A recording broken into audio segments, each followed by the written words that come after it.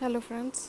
आज जो टॉपिक हम लोग डिस्कस करने वाले हैं वो विज़न आईएस का इंटरनेशनल रिलेशन से रिलेट करता है। जो पहला टॉपिक है वो है आपका 50 years of Indo Soviet treaty. तो हुआ ये है कि हमारा जो इंडिया और रसिया का जो रिलेशनशिप है वो ऑलमोस्ट 50 साल कंप्लीट हो गया है इंडो सोवियत ट्रीटी के टाइम से। इंडो सोवियत ट्रीटी इसलिए ये नाम है क्योंकि उस समय रसिया नहीं बना था, उस समय सोवियत यूनियन कहलाता था रसिया, और इसलिए ये इंडो सोवियत ट्रीटी है। तो इसका 50 साल कंप्लीट हो गया है। ये जो ट्रीटी साइन हुई थी ये 1971 में हुई थी। आपको पता ही होगा कि रसिया इंडिया का बहुत बड़ा स्ट्रेटेजिक अलाय है। ये एक ऐसा दोस्त है जो हमेशा हमारे साथ रहा है। तो इसलिए इस सेंस में ये आर्टिकल इम्पॉर्टेंट हो जाता है यूपीएससी मेंस के लिए। तो देखिए, जो ये इंडो सोवियत ट्रीटी है ये इंडिया ने उस समय साइन किया था जब 1971 में जो उस समय पाकिस्तान सेपरेट नहीं हुआ था बांग्लादेश से। मतलब कि जो पाकिस्तान और बांग्लादेश थे दोनों जुड़े हुए थे, और इंडिया ने इस समय समझदारी दिखाते हुए इंडो सोवियत ट्रीटी साइन किया, और जिसके कारण इंदिरा गांधी को उस समय बहुत हेल्प हुआ था जो बांग्लादेश के क्रिएशन में। तो समझते हैं ये ट्रीटी के बारे में क्या क्या फ़ीचर्स हैं इसके। तो अगर पहला फ़ीचर देखिए तो इसका फ़ीचर है पीस। पीस यानी कि दोनों देशों ने कहा कि हम लोग एक साथ रहेंगे, पीस मेंटेन करेंगे, फ्रेंडशिप मेंटेन करेंगे, और रेस्पेक्ट करेंगे इंडिपेंडेंस, सॉवर्निटी और territorial integrity of the other party. मतलब कि दोनों देश एक दूसरे का साथ निभाएंगे, वो चाहे इंडिपेंडेंस में हो, सॉवर्निटी में हो या टेरिटोरियल इंटीग्रिटी में। दूसरा पार्ट है पीस का कि ये ट्रीटी ने डिक्लेयर किया था कि its determination to halt the arm race and to achieve general and complete disarmament. मतलब इस समय समझ लीजिए कि एक तरह से बाइपोलैरिटी चल रही थी, एक तरफ अमेरिका था और एक तरफ रसिया था। उस समय ये ट्रीटी साइन हुआ और इसमें ये बात रखी गई थी कि दोनों देश हॉल्ट करेंगे आर्म रेस, और दोनों देश चाहेंगे कि एक जनरल कंप्लीट डिसआर्मामेंट हो। दूसरा पॉइंट जो था इसका वो था आपका फ्रेंडशिप। फ्रेंडशिप यानी कि दोनों देश एक दूसरे का साथ निभाएंगे। जैसा कि आप हमारा हिस्टोरिकली भी देखें तो इंडिया और रसिया को एक तरह से बहुत परमानेंट एलाय माना गया है। इस ट्रीटी ने कंडेम किया कॉलोनियलिज्म को और सारे तरह के डिस्क्रिमिनेशन, चाहे वो रेस रिलेटेड हो या क्रीड रिलेटेड हो। दूसरा कि ये इसमें ये भी था कि दोनों देश एक दूसरे से रेगुलर कांटेक्ट में रहेंगे, वो चाहे किसी भी तरह का इंटरनेशनल प्रॉब्लम हो उन उससे उससे रिलेट करने के लिए। तो ये आपका हुआ पहला, फ्रेंडशिप हमने देखा। दूसरा पहला पीस देखा हमने, दूसरा फ्रेंडशिप देखा। तीसरा है आपका कोऑपरेशन। कोऑपरेशन यानी कि दोनों देश कोऑपरेट करेंगे, दोनों देश एक दूसरे का मदद करेंगे। और यही हमने फिर जब इंडिया और पाकिस्तान वार हुआ था और फिर बांग्लादेश को सेपरेट किया गया था, तो Soviet Union as an ally, as a friend बहुत ज़्यादा हेल्प हुआ था उस समय इंडिया के लिए। तो कोऑपरेशन थर्ड फैक्टर है इस ट्रीटी का।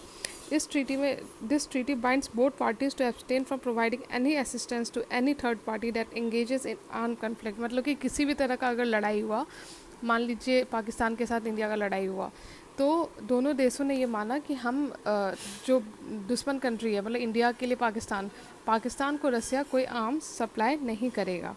तो ये पॉइंट था इसका कि कोऑपरेशन होगा दोनों देशों के बीच में, और साथ में इकोनॉमिक, साइंटिफिक और टेक्नोलॉजिकल कोऑपरेशन भी होगा।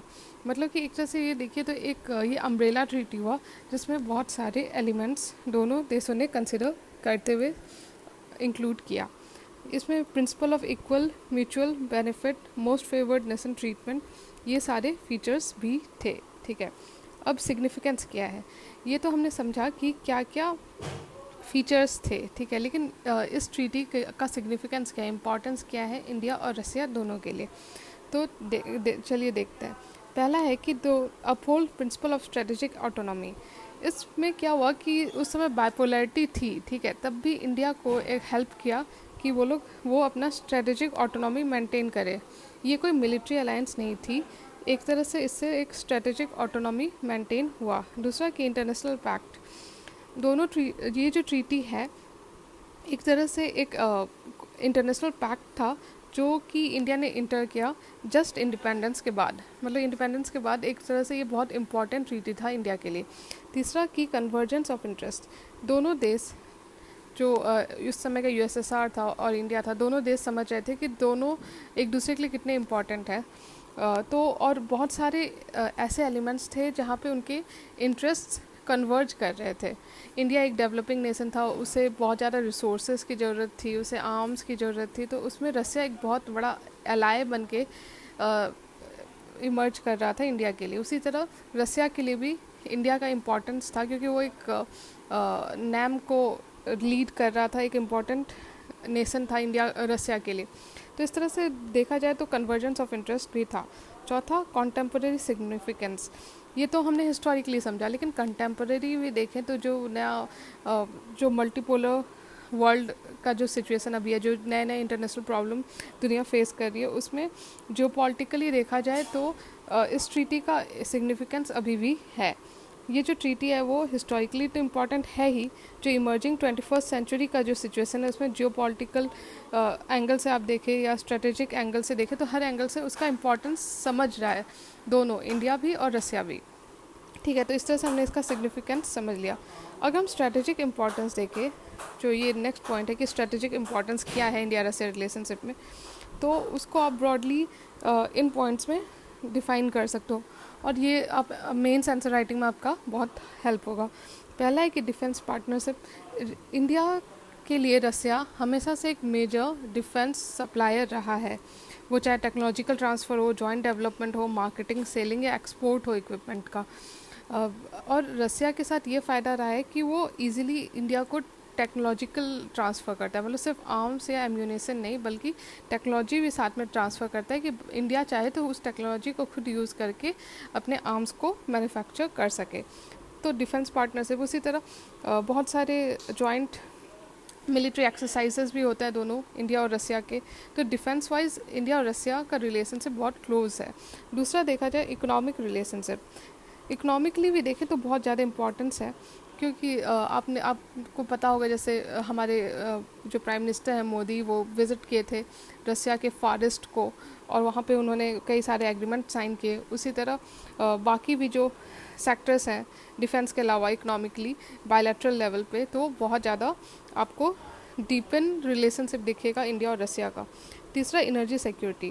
देखिए, जो हमारा जो न्यूक्लियर पावर है उसमें एक रसिया बहुत बड़ा हेल्पर है, वो चाहे कुंडकुलम रिएक्टर हो या फिर स्केलिन 1 हो। तो एनर्जी हमारा देश एनर्जी डेफिशिएंट है, हम डेवलपिंग नेशन है, हमें एनर्जी की बहुत ज़्यादा ज़रूरत है, और इसमें रसिया जैसे देश बहुत ज़्यादा हेल्प करते हैं इंडिया का।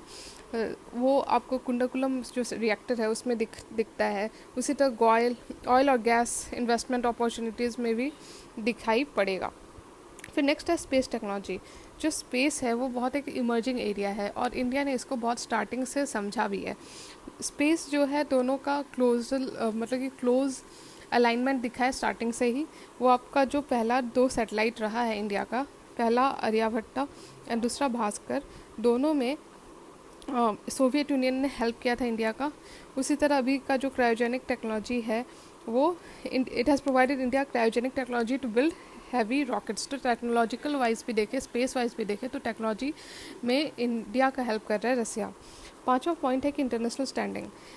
देखिए, जो बायलैटरल लेवल पे है वो तो चीज़ें हैं ही, साथ में मल्टीलैटरल और इंटरनेशनल ऑर्गेनाइजेशंस भी जो है उस पर भी इंडिया और रसिया का रिलेशनशिप बहुत डीपन है। वो चाहे एनएसजी में इंडिया का सपोर्ट करना हो या यूएनएससी में परमानेंट मेंबरशिप के लिए इंडिया को सपोर्ट करना हो, रसिया ने हमेशा एज अ फ्रेंड इंडिया का सपोर्ट किया है। डिस्पाइट कि चाइना के साथ हमारा रिलेशनशिप कई बार बहुत स्ट्रेसफुल रहा है, इसके बावजूद रसिया ने हमारा कभी साथ नहीं छोड़ा। इवन दो रसिया और चाइना अभी बहुत क्लोज अलाय हो गए हैं, स्टिल जो रसिया है वो इंडिया के साथ हमेशा खड़ा रहा है। तो इंटरनेशनल स्टैंडिंग भी आपको ध्यान रखना पड़ेगा। Lastly cultural relationship. Cultural relationship मतलब पीपल टू पीपल एक्सचेंज, या जो सॉफ्ट पावर है, जो कल्चरल एक्सचेंज है, वो भी इम्पॉर्टेंट है। तो पीपल टू पीपल कॉन्टैक्ट्स हमेशा से बहुत ज़्यादा इंडिया और रसिया के बीच में डीपन रहे हैं। कैसे? तो देखा गया है कि स्टार्टिंग से ही हमारे हॉलीवुड बॉलीवुड के मूवीज़, अगर कल्चरल रिलेशनशिप भी देखें तो दोनों के बीच में पीपल टू पीपल कांटेक्ट बहुत अच्छा रहा है। हमारे बॉलीवुड के जो भी मूवीज़ हैं वो स्टार्टिंग से ही देखा गया है कि रसिया में बहुत पॉपुलर रहे हैं। तो कल्चरल रिलेशनशिप भी दोनों के बीच में बहुत ज़्यादा क्लोजली लिंक्ड है। अगर हम कॉन्टेम्प्रेरी इशूज़ देखें, देखिए हमने हिस्टोरिकली देख लिया सिग्निफिकेंस, फिर जो अलग अलग डायमेंशन है वो भी समझ लिया, वो चाहे एनर्जी हो, इकोनॉमी हो, स्पेस हो, इंटरनेशनल हो या कल्चरल हो। अब है बात कंटेम्प्रेरी इशूज़ में, जो अभी का जो सिचुएशन है, जियो पॉलिटिकल डायनामिक्स है, वो बहुत जल्दी चेंज हो रही है और बहुत अलग अलग सिनेरियो से आपको समझना पड़ेगा। पहला है कि इंडिया जो है वो यूएस के पास जा रहा है। देखिए जब जो हमारा सोवियत यूनियन है डिसइंटीग्रेट हुआ, उसके बाद यूनिपोलैरिटी देखी गई इन टर्म्स ऑफ यूएस, ठीक है। तो इंडिया ने भी इस बात को समझा और उसने समझा कि हमें मल्टीलैटरलिज्म की तरफ बढ़ना पड़ेगा। हमें सारे जो इम्पोर्टेंट नेशन है, चाहे वो यूएस हो, यूरोपियन यूनियन हो, सबसे रिलेशनशिप मेंटेन करना पड़ेगा। तो इंडिया ज़्यादा अप्रॉक्सीमेट हुआ यूनाइटेड स्टेट्स के, और ये आपका इंडिया ने क्वाड को भी ज्वाइन किया। तो इस तरह से एक शिफ्टिंग दिख रहा है इंडिया और रसिया के रिलेशनशिप में, क्योंकि इंडिया अब यूएस के भी क्लोज जा रहा है, ठीक है। दूसरा डिफेंस पार्टनरशिप, रसिया के साथ जो डिफेंस शेयर है इंडिया का वो नीचे जा रहा है। मतलब कि जो रसिया का शेयर है वो इजराइल और फ्रांस जैसे देश अब ले रहे हैं इंडिया को। इंडिया भी ये बात समझ रहा है कि हमें किसी एक स्टेट पे नहीं, एक नेशन पे नहीं, बल्कि हमारे डिफेंस इंपोर्ट को डाइवर्सिफिकेशन की ज़रूरत है। तो इसलिए वो रसिया के अलावा भी बाकी देशों से भी इंपोर्ट कर रहा है, ठीक है। उसी तरह इंडिया यूएस ने बहुत सारे एग्रीमेंट साइन किए हो, चाहे बेका हो, basic exchange and cooperation agreement, या लॉजिस्टिक एग्रीमेंट हो, ठीक है। उसी तरह तीसरा पॉइंट है कि वन डायमेंशनल ट्रेड जो रहा है वो बहुत ज़्यादा वन डायमेंशनल रहा है। डिफेंस पे देखोगे तो ज़्यादा आपका कंसंट्रेशन रहा है इंडिया और रसिया रिलेशनशिप का, लेकिन बाकी चीज़ों में ये चीज़ नहीं देखी गई है। तो एक तरह से ये वन डायमेंशनल ट्रेड है, जो कि ज़रूरत है कि हमें डाइवर्सिफाई करने की इंडिया रसिया रिलेशनशिप में, क्योंकि एनर्जी में भी बहुत सारा स्कोप है। रसिया एक लीडिंग प्रोड्यूसर है नेचुरल गैस का। बाकी चीज़ों में भी in terms of trade and economy diversification की ज़रूरत है, ठीक है। फिर नेक्स्ट है कि Russia's change foreign policy posture, मतलब कि इंडिया ही नहीं बल्कि रसिया भी चेंज हो रहा है। पहले देखा गया था कि रसिया ना पाकिस्तान से डिस्टेंस मेंटेन करता था, रसिया के साथ डिस्टेंस मेंटेन करता था, लेकिन अब रसिया कई सारे वेपन एक्सपोर्ट पाकिस्तान को भी कर रहा है, वो एक फैक्टर है। दूसरा है कि चाइना के साथ भी रसिया ज़्यादा अलाइंड हो रहा है, ज़्यादा क्लोज हो रहा है। तो वो एक तरह से इंडिया को देखना पड़ेगा कि कैसे चीज़ें फिगर आउट होती हैं। तीसरा है कि तालिबान, जो जो न्यू आप कह सकते हो कि जो अफ़गानिस्तान का सिनेरियो है, उसमें रसिया ज़्यादा इंक्लाइन दिख रहा है तालिबान के लिए, और तालिबान कहीं ना कहीं इंडिया के लिए अच्छा नहीं है, बिकॉज कश्मीर का इशू पे इम्पैक्ट पड़ेगा तालिबान का कंट्रोल। मतलब जिस तरह से तालिबान ने अफ़गानिस्तान पे कंट्रोल किया है, उसका इम्पैक्ट सीधे कश्मीर पे बनेगा। और दूसरी तरफ देखा जा रहा है कि रसिया का एक तरह से इंक्लिनेशन है टुवर्ड्स तालिबान। तो इस तरह से हमने देखा कि जो अभी नया जो कॉन्टेम्पररी इशूज़ है वो क्या है और क्या कैसे रिलेट करना है। अब बात है कि वे फॉरवर्ड कैसे है।